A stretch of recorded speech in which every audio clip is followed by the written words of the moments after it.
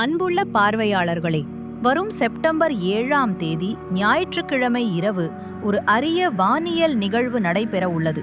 அதுதான் ராகு கிரஸ்த சந்திர கிரகணம். இந்த கிரகணம் கும்ப ராசியில் நிகழ்கிறது.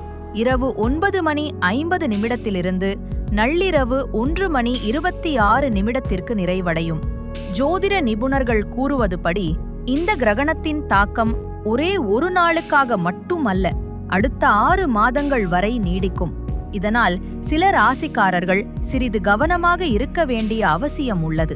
அந்த ராசிகள் கும்பம், மீனம், கடகம், விருச்சிகம். இந்த ராசிக்காரர்கள் எந்த விஷயத்திலும் அவசரம் செய்யாமல் நிதானமாக யோசித்துத்தான் முடிவு எடுக்க வேண்டும். மேலும் உடல் நலத்தில் சிறிய எச்சரிக்கையும் அவசியம். அன்பான பார்வையாளர்களே, இந்த சந்திர கிரகணத்தை ஒரு சாதாரண நிகழ்வாக மட்டும் பார்க்காமல் நமது செயல்களில் சற்றே கவனம் செலுத்தி நிதானமாக முன்னேறுவதே நல்லது.